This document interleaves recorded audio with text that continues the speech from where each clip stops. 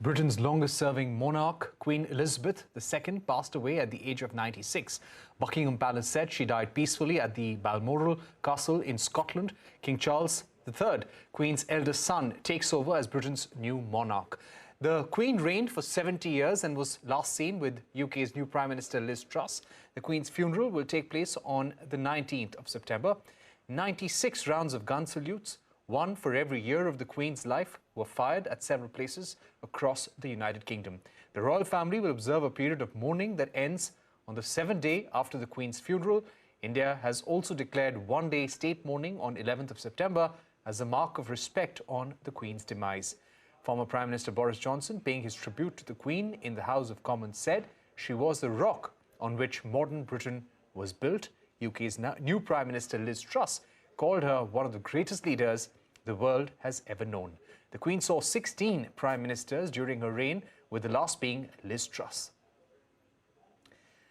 To discuss this further, we're now joined by Adela Suliman, Washington Post reporter. Thank you for joining us, Adela.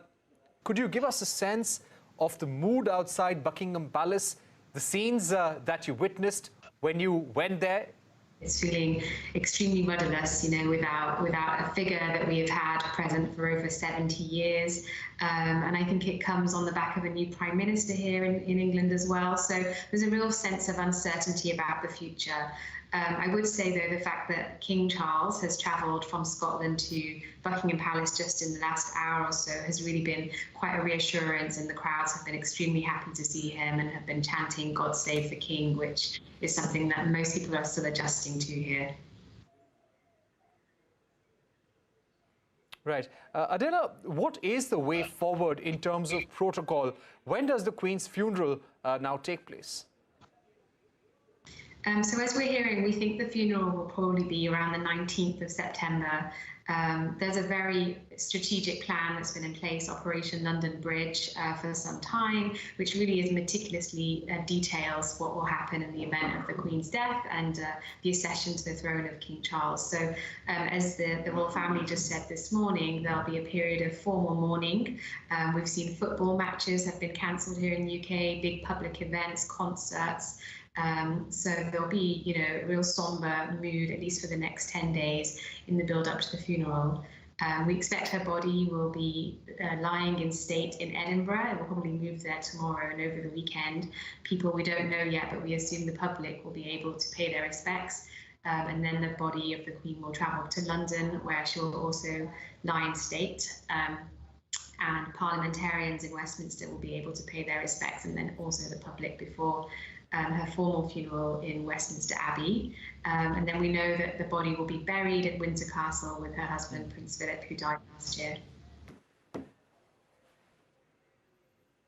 Right. And who are the world leaders who are expected to come? We were reading that President Biden may be attending her funeral. Yeah, it's not been confirmed yet, but we know that he has intimated that it's a possibility. We expect a lot of global leaders to fly in, especially countries that still have royal families, such as in Saudi Arabia and in Gulf countries. But yeah, this is going to be a very big event. She ruled for over 70 years. As you said, she had dozens of prime ministers, I think 13 US presidents that she was, aware of. So she has really spanned decades, and lots of world leaders, even if they don't have a monarchy, are keen to pay their respects and travel here for the funeral, we expect. Right. And in terms of the protocol for King Charles III, what are the ceremonies, what are the events that are likely to unfold over the next few days?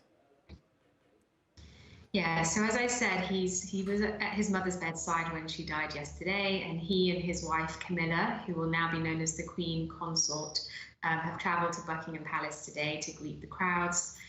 We think that he will meet with the new Prime Minister Liz Truss, and then around 6 o'clock local time here in London, he will make his first national address to the public as King Charles III. And then tomorrow there will be a council of accession at St James's Palace, and they will formally proclaim him the new king. It's unclear when his actual coronation will be. When the Queen became Queen Elizabeth, it was, I think, a 16-month wait between when she acceded the throne and when she was coronated. So it could still be some months before his coronation takes place. Right. And my final question, Adela, how does the UK media today remember the Queen, and which would be some of the question marks that we would like to seek answers for as King Charles III takes over the throne, some of the challenges that he could possibly face? Yeah, it's a good question. I mean, I think the Queen is a universally well-liked character here in the UK and in many other places as a person. And I think that the regard of Charles is not the same equally for William, for Harry, for other royal family members. So that's going to be a challenge for him, is winning the public support and winning the public adoration that the Queen enjoyed. Charles has had a much more colourful past, as many people know, with his marriages, with his children. And I think the fact that he's been the longest heir in waiting here in the UK has really given him quite an established reputation here. So it will be interesting to watch him transform and the public regard transform. And I think another thing to note with the challenges he might face is the broader Commonwealth. And we already know now that countries, especially in the Caribbean, are using the opportunity of the Queen's death to kind of stake their claim as moving towards republic. So we may see more of that in Charles's reign. Right. Thank you so much, Adela Suliman, for joining us on the program. So what does the Queen's demise mean for the monarchy? I caught up with Andy Street, Mayor of West Midlands in the United Kingdom, and began by asking him about Queen Elizabeth's contribution to the monarchy and Britain's politics and their people as well. Take a look. The contribution of the Queen is just immense, very difficult to put into words. But I think for over 70 years, she has been the uniting force for the whole country and indeed the whole Commonwealth. And the way in which she was able to relate to everybody, whatever their background, whatever their faith, whatever their politics, has really drawn people together. And she's seen this country and indeed the Commonwealth through some very turbulent times for being that. So we will miss that incredibly. But I am confident that actually the new king, Charles III, will actually do the same thing. It's the feature of the monarchy over centuries. It rises above all divisions and is that uniting force. So I hope Charles will continue in the spirit of his wonderful mother. Right. There are also a lot of reports today questioning whether King Charles III will get the same respect in England and also across the world. What do you feel? That's a very interesting question. I'm sure he will get the same respect because people here understand that actually he is now the monarch and it is the institution that has the respect. I'm sure he's very well aware today, though, that he won't necessarily have the affection and the sort of love and warmth that the Queen had, because she had years to demonstrate that. All the people she connected with individually, and of course how she connected with people even she'd never met them, because people had that affection. So of course everyone would accept that's going to take time for the new king to build in the same way. Right. Now, over the last few years, were there also a lot of questions in the UK about the role, the future of the monarchy, whether such an institution is even needed, the rights and privileges that were enjoyed? Do you think some of those voices will grow louder now with the Queen's demise? Absolutely not. I think what this moment of transition from one sovereign to another actually demonstrates is the incredible support that the institution of the monarchy has in Britain. And, you know, given all the challenges that this country faces, the political differences that there are, I think people really do appreciate that having a head of state who is not drawn into politics, which is the usual model around the world, that gives us a huge uniting force. So I don't think there'll be many questions, if any, about the future of the monarchy. If I were to ask you one question on her biggest contribution over the last decade, what would that be? Biggest contribution over the last decade? Well, I think the values that she has shown in how she's done her job, because actually what she's shown is an incredible selflessness. She's shown that public service must be done in a way that demonstrates inclusivity. It shows equality between everyone she dealt with. So her contribution is to show how the job should be done, and then it will be done in a similar way by her successors. So it's setting that moral standard that everyone else must aspire to. Right. The biggest challenge that she faced in her 70-year reign, according to you? Perhaps the most difficult and darkest hour that she had to face and overcome. So the challenges that she faced over the 70 years, well, I'm sure she would have said that they were many. She had some personal challenges in her. The mother and the grandmother, I'm sure they acute on her mind. But perhaps the single biggest challenge that connects 1952 with 2022 is to steer Britain through its changing role in the world. Back in 52, there was still a British Empire. There was still all the post-war uncertainty about Britain's role in the world. And now, of course, there is a Commonwealth of equal nations. And I think the skill with which she's navigated that change over many decades really speaks volumes to her intellect and her leadership. Right. And finally, Mayor Street, what do you think will be the key challenges for King Charles III going forward? What are the values that he will have to uphold? And what will be his role in the politics of the United Kingdom? So, interesting way you asked the question, because actually his role in the politics, in a pure political sense, is nothing, is nil.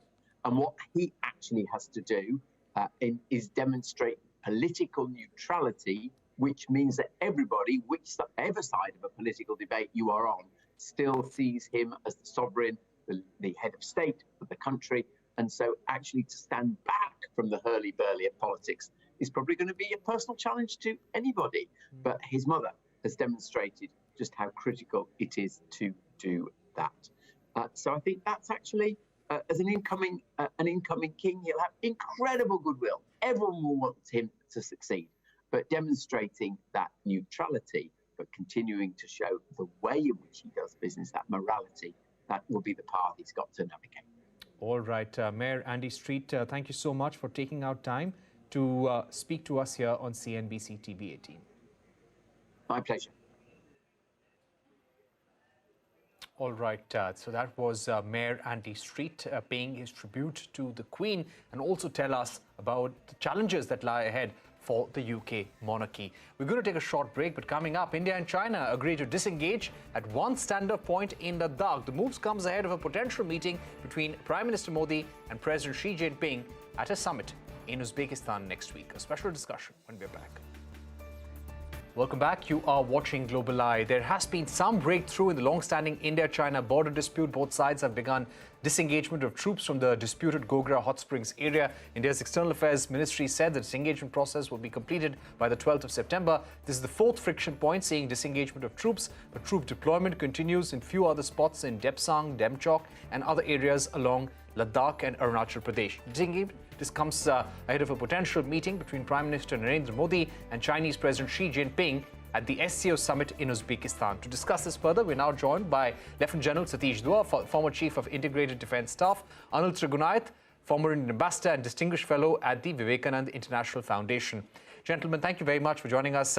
General Dua, how significant is this? Earlier, we've seen disengagement taking place at Pangong So, at the Finger area, at Galwan. So now this is the fourth friction point that we are hearing about. some sources in the security establishment say that majority of the friction points that had emerged after April 2020 have been resolved. Would you go to the extent of saying so, or would you like to hold your horses? First of all, Parikshit, it's a heartening sign because the last such disengagement took place over a year ago, because it was in August last year that we disengaged from 17 Alpha, PP 17 Alpha, 17A. So I think it's a heartening sign. We're making some progress. The progress is slow, but it has always been the case as far as India-China face-offs, standoffs, or disagreements on the LAC are concerned.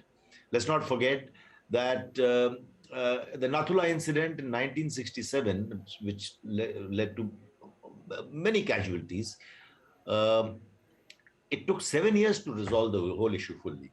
So I think it's a heartening sign. And as to your question about whether, you mentioned there are only a couple of more friction points left. But that's a matter of fact, because now we are left with the Depsang area and Demchok area where we have to get into disengagement. But let's also remember that while this disengagement is a heartening sign, but it's only disengagement so far. Disengagement means that you have pulled back from a face-to-face or an eyeball-to-eyeball or a place which can sometimes it can trigger off and unnecessarily avoidably trigger off a clash. So to that extent, it is disengagement. They're pulling back to safe distances from each other, but de-escalation has to start. We have to pull down our troops from the plateau, and that may take a while. I was looking at the statement of the Ministry of External Affairs, Ambassador Trigunayat. Now, that did not mention that we will revert to positions as existed before April 2020. Now, what does that really mean? That somewhere India would like to see what is the action on the ground?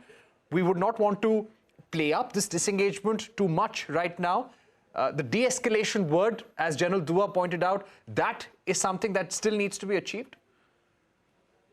Well, Parikshit, I think we need to understand that with China, everything is a long haul, like their long march. And LAC often has been treated as line as per the Chinese. So what India is looking at, it is a good sign, as General Dua also said, that the de-escalation, which is a major de-escalation, I must say, will take place and will be completed within a given time frame. That is September 12th, a few days before the SCO summit in Uzbekistan. So what India's statement is very clearly, it has been that India wants a status quo of April 2020, and that has to happen eventually. But it wants a phased, coordinated, and in a verified manner, this withdrawal before the actual de-escalation really takes place. So currently it is happening, the disengagement, as is the fourth branch of it. But why is China doing now? Is obviously, one thing is that with the Chinese, everything goes. There are domestic issues in China, as you know. Today, they are playing up on their mind. The CPC meeting is coming up where Xi Jinping might be once again coronated for another term of a lifetime. So that is what he's looking at. He does not want more friction points. Already with the US, there is the escalation which is taking place. There is a problem with them in their domestic sector, in the economy is under stress. So obviously for the Chinese, there are certain possibilities they don't want to open yet at the front. And so that's why they are looking at it. SCO is a China-centric organization. If you know, it was Shanghai 5 and it's based out of Shanghai, and they want that if something has to be moved into the SCO format as well, India has to be on board. And when the two leaders of the two most important countries in this region are present there and planning to meet and going to be face-to-face. And you know that just before the BRICS summit, we had the visit of the Chinese Foreign Minister Wang Yi, which just with an unannounced visit that took place. So even at that time, they were hoping that if there is a face-to-face meeting and a visit, fortunately, this was a virtual summit. So now there's going to be a face-to-face meeting. Some results have to be shown. And for India, has very clearly, as Prime Minister Modi earlier has said, the sovereignty is supreme for us. And peace we want, but on the terms which are equitable and which are honorable. Right. So you're saying that this has taken place at the instance of both leaders in order to show some sort of deliverables, some sort of reason to their respective countries as to why this meeting is taking place. Without this disengagement at GograHotsprings, it would have been difficult to justify this meeting. Is that what you're saying, Ambassador Trigunayat? Well, obviously, I mean, otherwise there was no reason to talk. I mean, bilaterally, there is nothing to talk if you have the problem on the border. So India has been maintaining that China has to indulge in the status quo and revert to that, which they have been doing. And there's always an incremental way that has happened. Now, after 16 meetings, we are seeing the fourth de-escalation. I think that this is one thing. I mean, otherwise, there was absolutely no reason for us to talk. There is nothing else to talk if there is a problem that goes ahead the way it has been going on the borders.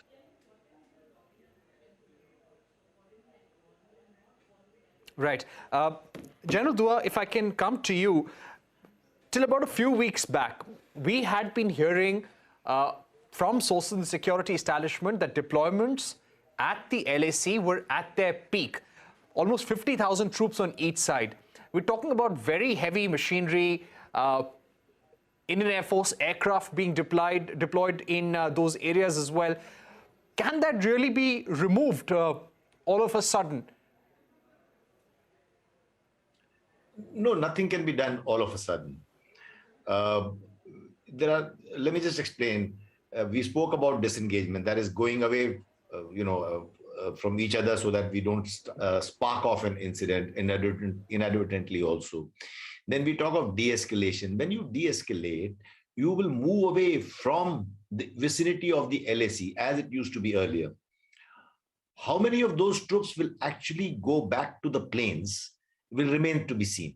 And I suppose, like we had a mirror deployment today from both sides, these things in today's world is very transparent. Both sides can know of each other's positions. So, broadly speaking, and so I suppose again those actions will also mirror each other's. The